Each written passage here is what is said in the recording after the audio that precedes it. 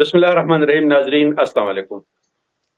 Senior सहाफ़ी, तज्ज़िया car और 30 साल से खैबर पख्तूनख्वा और पूरे मुल्क की सहाफ़त में नाम कमाने वाले महमूद जान बाबर साहब के साथ आज गुफ्तगू करेंगे।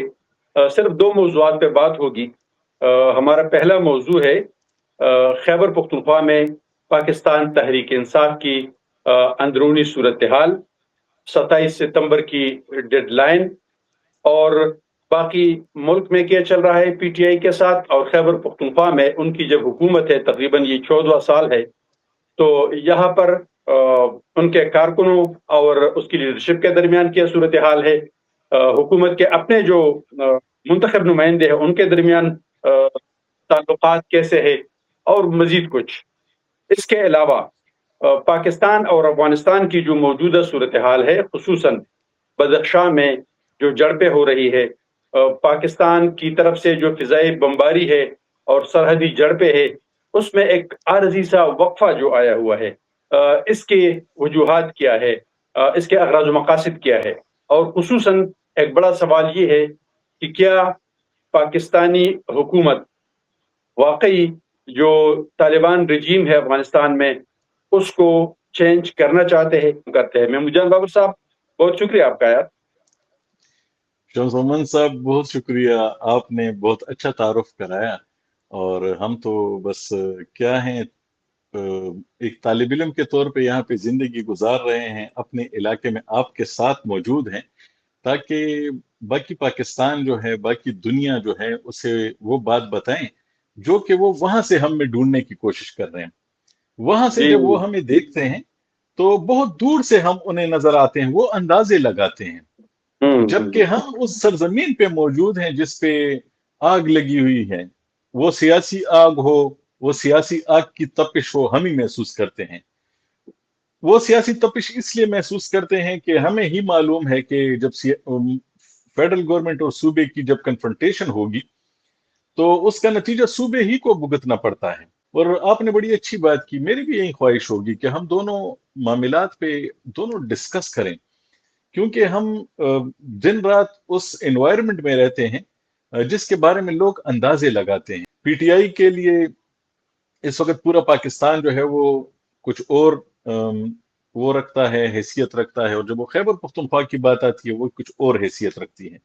इस वक्त हमारे देखने वाले जितने भी लोग हैं उन सबको मालूम है कि इस वक्त खैबर पख्तूनख्वा में पूरी तैयारियां हो रही हैं, और आपको भी मालूम है 20 लाख लोग 27 सितंबर को इस्लामाबाद ले जाना, इसका टास्क सूबाई हुकूमत ने अपने लिए रखा है और पीटीआई ने अपने लिए रखा है। उसके लिए तैयारियां हो रही हैं। वजीर आला एक जगह जा रहे हैं, दूसरी जगह जा रहे हैं, उस पर भी हम बात करेंगे कि वजीर आला की अपनी पोजीशन इस वक्त क्या है।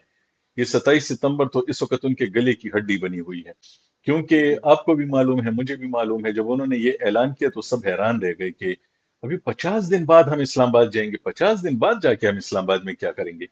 तो हम्म। उसका सबसे ज्यादा असर जो है वो यहीं पे हो रहा है, क्योंकि लोग ये सोच रहे थे कि जब ये अपने आखिरी जलसे में ऐलान करेंगे तो बस चंद दिनों की बात होगी और हमें जाना होगा। एक और बात की तरफ मैं आपकी तवज्जो दिलाना चाहता हूँ। ये आपने जिक्र किया कि वजीर आला साहब जो है वो अपने हलके में गए हैं गुज़िश्ता रोज, वो विजुअल आपने भी देखी होगी, हमने भी देखी है। वहां पर का जिस तरह इस्तकबाल किया जाता है वालहाना अंदाज से, उनके बालों में हाथ फेरते हैं और लोग उसे छूने की कोशिश करते हैं, और एक तरह से रकम पेल होती है, हल्ला गुल्ला होता है, और वो कारकुनों के दरमियान फंस जाता है।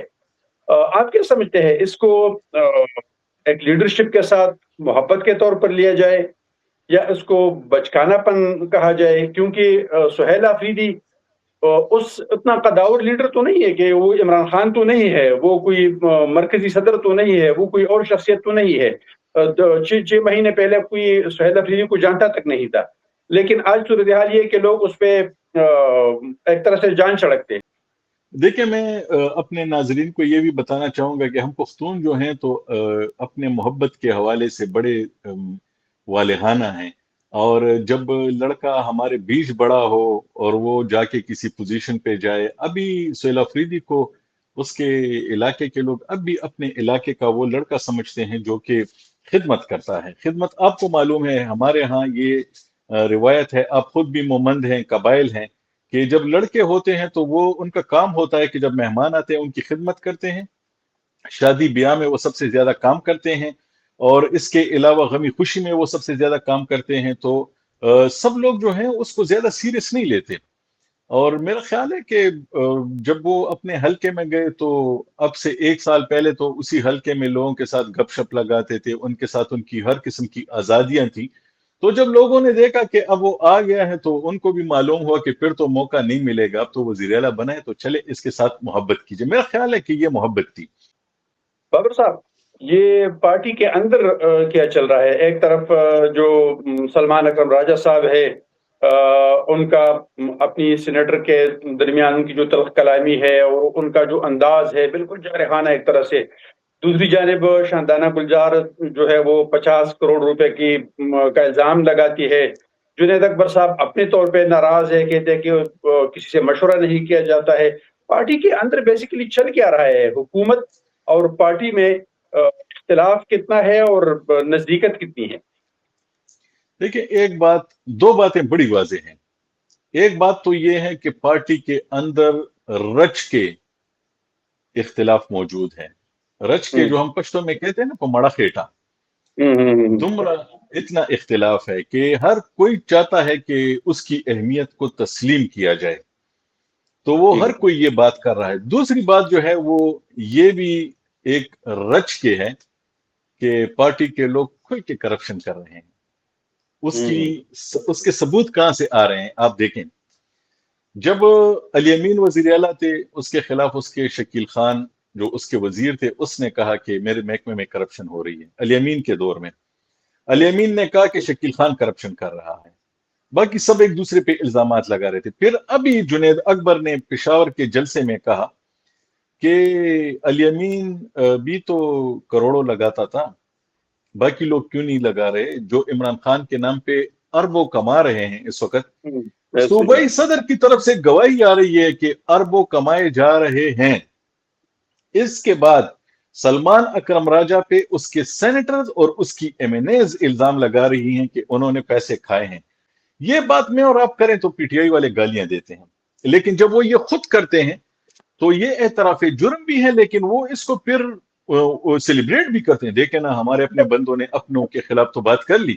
تو یہ دو چیزیں جو ہیں، اختلاف بہت زیادہ ہیں اس وقت۔ جو اختلاف کی بات ہے، میں یہ نہیں سمجھتا کہ لوگ یہ چاہیں گے کہ بہت سارے لوگ کہ سہیل آفریدی کامیاب ہو اور وہ عمران خان کے لیے کچھ کرے، اور اس کے لیے معلوم ہے، آپ کو بھی معلوم ہے، مجھ جی آپ نے اکبر اس بابر کی بات کی۔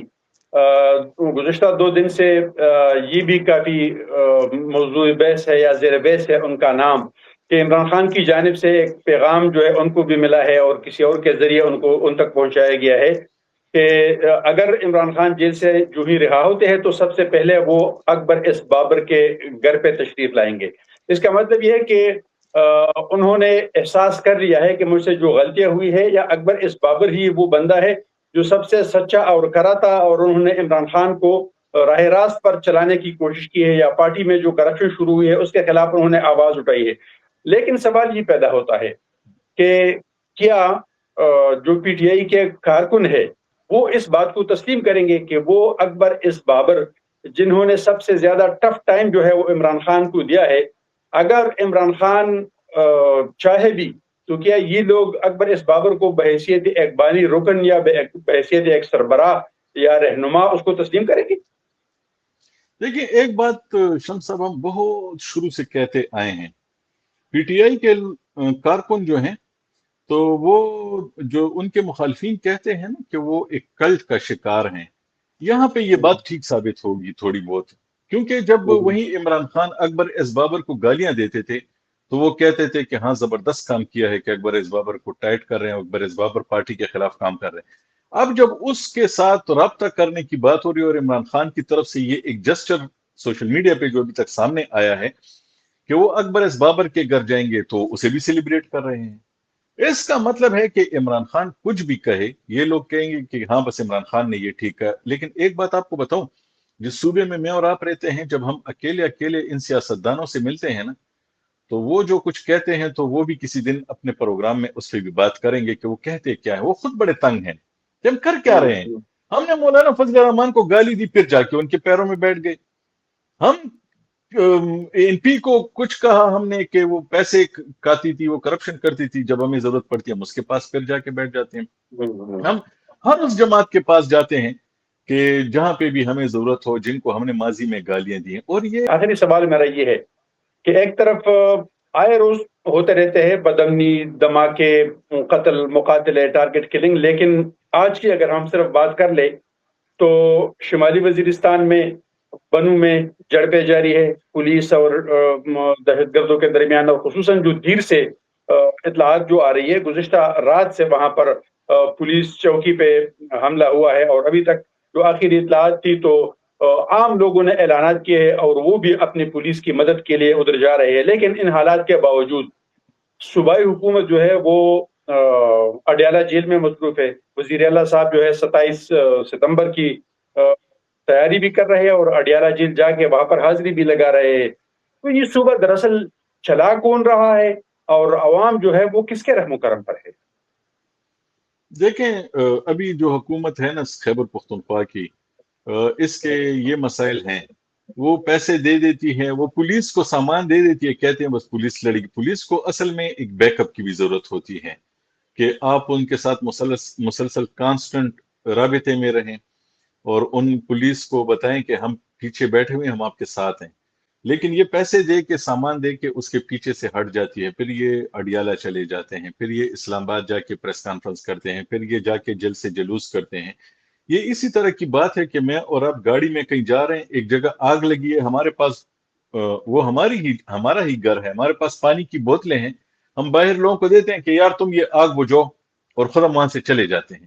لیکن اس وقت پارٹی کے اندر کا ایک مسئلہ اور ہے جو کہ ہمیشہ سے ہے کہ سہیل آفریدی سے لے کے عام کارکن تک اس کو معلوم ہے، خصوصاً الیکٹڈ لوگوں کی میں بات کر رہا ہوں، جتنے بھی ایم پی ایز اور ایم این ایز ہیں، انہیں یہ معلوم ہے کہ یہ ووٹ انہیں خود نہیں ملا، یہ عمران خان کے نام پہ ملا ہے. تو بس وہ آزاد پھر رہے ہیں، وہ کوئی اس کا خیال ہی نہیں رکھ رہے کہ یار ہم نے لوگوں کو ڈیلیور کرنا ہے، لوگوں کو جواب دینا ہے، دہشت گردی کے لیے ہم نے کھڑا ہونا ہے. یہ اسپتالوں میں کیا بڑے بڑے سکینڈلز آ رہے ہیں یار. پشاور کا ایچ این سی میں جتنا بڑا سکینڈل آیا ہے، باقی ہسپتالوں سے جو ڈاکٹر جا رہے ہیں، جو باقی چیزیں ہو رہی ہیں، اربوں اربوں روپے کی کرپشن آ رہی ہے. لیکن وہ کہتے ہیں کہ چھوڑو اس کو، لوگوں نے کون سے اس پہ یقین کرنا ہے جو ہمارے بارے میں بات ہوگی. تو آپ کافی ٹی وی چینلز میں اور مختلف نشریاتی اداروں میں بہت اہم عہدوں پہ رہے ہیں، اور کافی بااثر لوگوں سے اور پالیسی میکر سے آپ کے کافی تعلقات بھی ہے، ایمبیسڈر سمیت.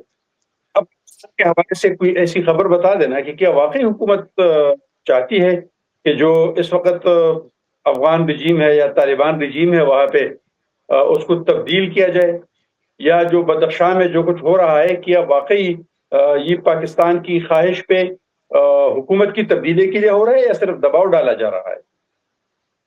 میرا ذاتی خیال یہ ہے کہ خود حکومت پاکستان بھی اس بات کو مانتی ہے اور باقی ممالک بھی اس بات کو مانتے ہیں کہ اس وقت افغانستان جو ہے تو وہ اگر دنیا کے لیے اور حوالوں سے ایکسیپٹیبل ہو نہ ہو، لیکن اس کو ایک ایسے بڑے گروہ کی ضرورت ہے جو کہ تمام پورے کے پورے افغانستان کو کنٹرول کر سکے، اور وہ افغان طالبان ہیں.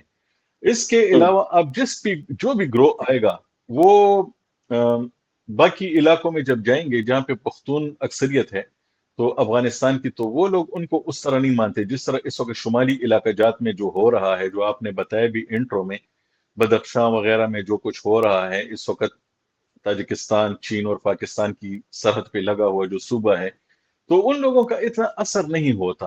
افغانستان کو آپ نے کنٹرول کرنا ہے تو آپ نے وہاں پہ کچھ پختون ہی رکھنے ہوں گے، کیونکہ پختون وہاں پہ اکثریت میں ہے، لیکن وہ سب کو ساتھ لے کر چلیں تو تب ہوگا. اور اس وقت ایک اور بھی چیز ہے کہ الائنمنٹ جو ہے وہ طالبان کے ساتھ وہ مختلف ممالک کی ہو رہی ہے، جس طرح چین کی ان کے ساتھ ہو رہی ہے. تو چین جو ہے وہ پاکستان اور افغانستان کے بیچ ہے، تو میرے خیال میں وہ بھی نہیں چاہے گا کہ طالبان جائیں اور پھر اتنے زیادہ گروپوں کے ساتھ پھر ہمیں بات کرنی پڑے. اچھا، طالبان اگر جائیں گے تو پھر افغانستان ایک نئی لڑائی کا شکار ہو جائے گا، کیونکہ جنگجوؤں کی تعداد تو کافی زیادہ ہے. طالبان کیا اتنی آسانی سے جائیں گے؟ نہیں جائیں گے. تو اس وجہ سے میرا خیال ہے کہ یہ تمام ممالک اسے سمجھتے ہیں اور یہ جو خبریں آ رہی ہیں کہ وہاں پہ ریجیم چینج، تو ریجیم چینج کا میرا خیال ہے کہ پاکستان کا بھی کوئی ایسا ارادہ نہیں ہے، پاکستان نہیں چاہتا کہ ایسا ہو۔ پاکستان کا ایک ہی سٹانس ہے کہ وہاں سے ہم پہ جو حملے ہو رہے ہیں وہ آپ نہ کریں، باقی اندر جو بھی کچھ ہو رہا ہے اس سے پاکستان اس وقت دور ہے۔ اور وہ جو تھوڑا بہت جو چل رہا ہے، جو تاثر مل رہا ہے کہ پاکستان کچھ کر رہا ہے، تو میرے خیال میں پاکستان کو بھی اس وقت کوئی اور گروپ سوٹ نہیں کرتا۔ اس وقت سینٹرل ایشیا جس طرح پاکستان کے ساتھ کنیکٹ ہو رہا ہے، ایران کے معاملے پہ جس طرح پاکستان کی پوزیشن بنی ہے، تو افغان طالبان کو بھی کافی احساس ہے کہ پاکستان کے بغیر ان کی بھی کوئی گیم نہیں بننے والی۔ ان کی پوزیشن اگر ہوگی، وہ اگر کامیاب ہوں گے تو پاکستان کے ساتھ ہی ہوں گے، ورنہ اس کے بغیر نہیں ہو سکتا۔ سرحد پہ جڑپوں میں بھی کافی کمی آئی ہے، جو فضائی کارروائیاں ہوتی تھی اس میں بھی کافی کمی آئی، بلکہ کافی دن نہیں بلکہ ہفتے ہو گئے کہ کوئی فضائی کارروائی بھی نہیں کی ہے پاکستان نے۔ تو کیا کوئی ڈپلومیٹک چینل جو ہے وہ ایکٹیو ہے؟ یہ جو ہمارا سعودی عرب اور ترکی کے ساتھ جو معاہدہ ہوا ہے، اس کے جو اثرات ہوں گے تو طالبان کو نہیں معلوم، کیا طالبان سعودی عرب اور ترکی سے دور ہٹ سکتے ہیں؟ سر، آپ نے جو بات کی کہ شاید یہ پاکستان کے لیے بھی سوٹیبل نہیں ہے، یا پاکستان ابھی تک یہ نہیں چاہ رہا ہے کہ وہ طالبان رجیم جو ہے اس کو چینج کرے، اس کے میرے خیال میں یہ دلیل بھی اسی کے حق میں ہوگی کہ ابھی تک جو پاکستان میں طالبان رہنماؤں کے جو اثاثے ہیں، جو ان کے گھر ہے، جو ان کے فیملیز یہاں پر ہے، جو ان کے کاروبار ہے مختلف لوگوں کے، بڑے بڑے رہنماؤں کے، ہم سب کو پتہ ہے کہ یہاں پر، لیکن ابھی تک عام جو افغان مہاجرین ہیں جو غیر قانونی طور پہ یہاں مقیم ہیں، ان کو تو واپس بھیجا جا رہا ہے، لیکن ابھی تک ان بڑے رہنماؤں میں سے کسی کی فیملی یا ان کے اثاثوں کے حوالے سے کوئی خبر سامنے نہیں آئی ہے۔ کیا آپ کے پاس کوئی ایسی اطلاعات ہے کہ ان پہ ہاتھ ڈالا گیا ہے، ان کو باقی سرکار ضبط کیا گیا ہے وغیرہ وغیرہ؟ دیکھیں، ایک چیز تو ہے نا کہ وہ یہاں پہ جو رہ رہے ہیں اس وقت، ان کے خاندان وہ تمام ویزا پہ ہیں، اور اب ویزے والے شخص کو اس طرح واپس نہیں کر سکتے۔ جو واپس بھیجے جا رہے ہیں وہ غیر قانونی ہیں، اور اس کے علاوہ ان کو بھی پتہ ہے کہ خود جو طالبان ہیں تو وہ بھی ان کی طرف سے بھی اس حوالے سے ان لوگوں کے جن کی فیملیز یہاں پہ رہتی ہیں، ان کا رویہ کافی ڈیفرنٹ ہے۔ بہت شکریہ محمود جان بابر صاحب، آپ کا بھی اور ناظرین آپ کا بھی فیڈ بیک ضرور دیجیے گا کہ کیا اس قسم کے شوز جو ہماری آپس کی ڈسکشن ہوتی ہے، کیا یہ آپ لوگوں کے لیے کوئی نیا زاویہ، کوئی نیا نظر آپ لوگوں کو ہم دے سکتے ہیں، اس قابل ہے یا نہیں؟ آپ لوگ ہی اس کو اگر پسند آ جائے تو پروگرام کو شیئر بھی کیجیے اور چینل کو سبسکرائب بھی کیجیے۔ بہت شکریہ، والسلام۔